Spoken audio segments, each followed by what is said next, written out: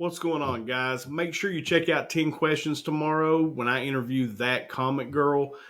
She's one half of the dynamic duo over at Comics Will Break Your Heart on the Casually Sunday Comic Chat, one of my favorite review shows that I watch here on YouTube. We had a great conversation. I think you guys will really enjoy it. Mars is a really cool gal, and we had a fun conversation. Also, make sure you check down in the description below so that you can find out how to purchase a SmallTown Collectibles comic book mystery box. Also, get a discount code over at Street Level Hero LA using the code STC10, and you'll get 10% off your order and raise some money for a great cause. Today, I'm going to give you my top 5 picks plus a bonus sleeper pick for New Comic Book Day, November 17th, 2021, if you're on a budget of $25 a week. That's coming up next. I'm Jimmy Don Kerr, and this is the SmallTown Collectibles YouTube channel.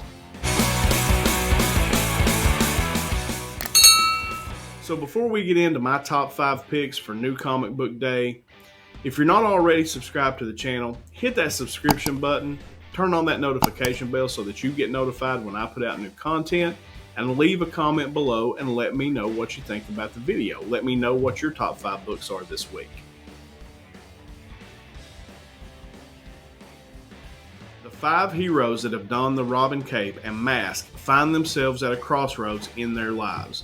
Dick Grayson, Jason Todd, Tim Drake, Stephanie Brown, and Damian Wayne come together to discuss the big thing that binds them together.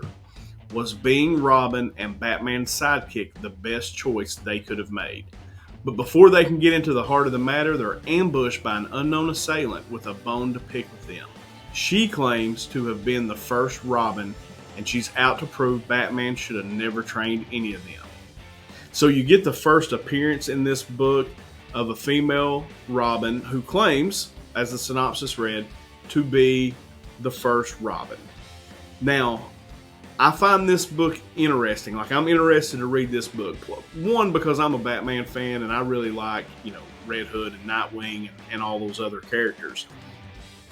But I find the potential in this book to be, if this is true, if there was actually a female Robin before all the rest, I think this is something that could come up in Titans or a Batman animated series or a Batman movie, that you would have this original Robin. So I really like this book for that reason. I'm also interested for the read.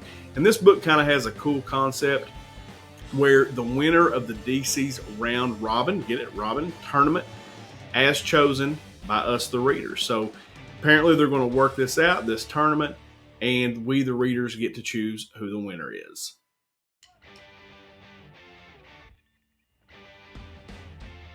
The Daughters of the Dragon are Spider-Man's trainers, and they are kicking his webby butt. But is even their skill enough for the mission that Beyond sends them on? Who is the new villain, Obsidian Star, and how will Misty and Colleen possibly take him down? Don't miss this pivotal issue. So you get the first appearance in this book of Obsidian Star. I like this book again for very much the same reasons as I like Robin #1, is you've got a first appearance here of what could be a really interesting character and someone that, again, could appear down the road in the Spider-Man movies, in the MCU, and a TV show. Who knows these days, right?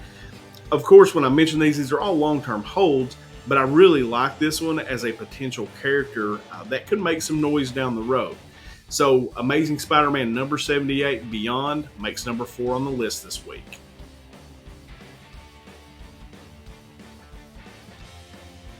Faster than fate, as powerful as hope, able to lift us all.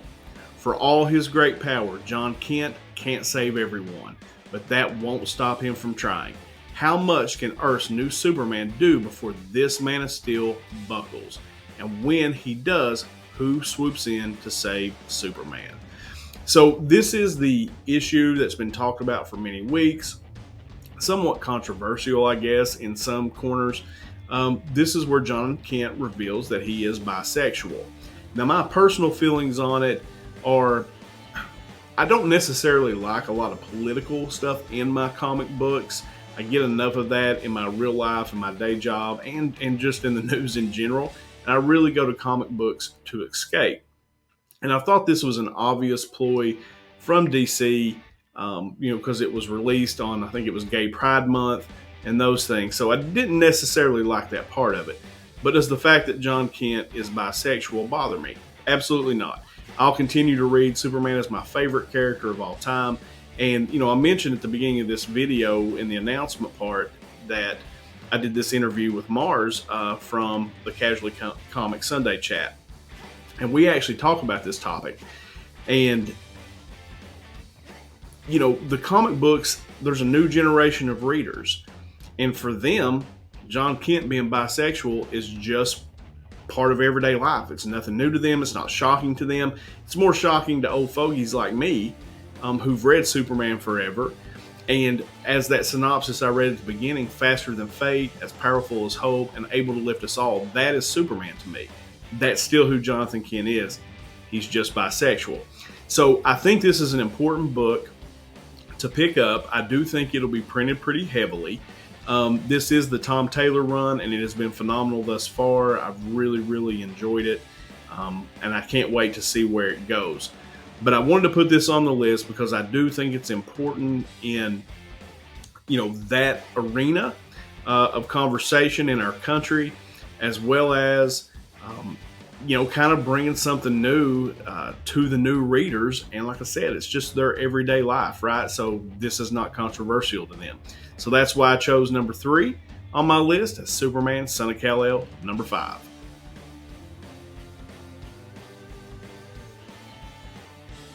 Long after the rock out of space struck the world and turned it all to dust, in Bakerstown stands the last radio station on the planet. Radio Apocalypse broadcasting into the unknown, a beacon in the dark for those who wander the lost places. Now change is coming to Bakerstown. Among the refugees flocking into an already precarious settlement, an orphan boy, Ron, caught in an indiscretion, will twine his fate with the radio station, and in doing so, begin the mixtape of love and heartbreak and interminable hope. The soundtrack to end the world. I love everything about that synopsis. This is Radio Apocalypse number 1 from Ron V. I've really liked Ron V's work in the past. Really dug his work over on Swamp Thing. And so I'm excited for this title. This is probably, as far as excited to read, it's number 2, and that's why it made number 2 on the list this week. But I'm interested to get into this. I like that entire synopsis as far as, a meteor struck the Earth, and this is the only radio station left, and this is the soundtrack to end the world. I absolutely love that. That sold me immediately, and that's why I put Radio Apocalypse number 1 at number 2 on the list this week.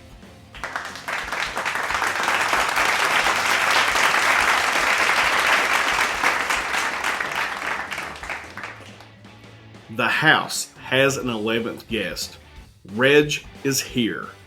And that was never part of the plan. Or was it? Everything you know gets turned upside down in this issue, ending on a cliffhanger that will have to hold you until the house reopens in March 2022. And that is The Nice House on the Lake number 6. And that is number 1 on my list this week. And it's hands down the book that I'm looking most forward to reading. The whole thing has been great. Tinian has done a phenomenal job, and it really hurts my feelings a little bit. I said that yesterday on First Appearances and Key Issues. It really hurts my feelings a little bit that I'm going to have to wait till March to continue reading this story, because this is the number 1 book that I pull every time that it comes out. It's my first read. I think as far as spec value is concerned, I think that entire run, if you can grab it, and I think there's probably still copies out there, most of the issues that you could pick up at a reasonable price. I think down the road there will be a TV show with HBO Max. That kind of seems like HBO Max worthy, or that type of show. They could do a really good job with that. So yeah, Nice House on the Lake number 6. Absolute must read for me this week, and that is why it's number 1 on the list.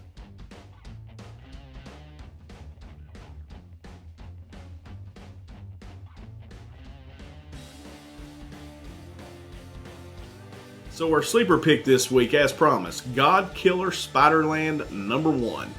And I know nothing at all about this book other than this solicitation, which I loved. I'll read to you now.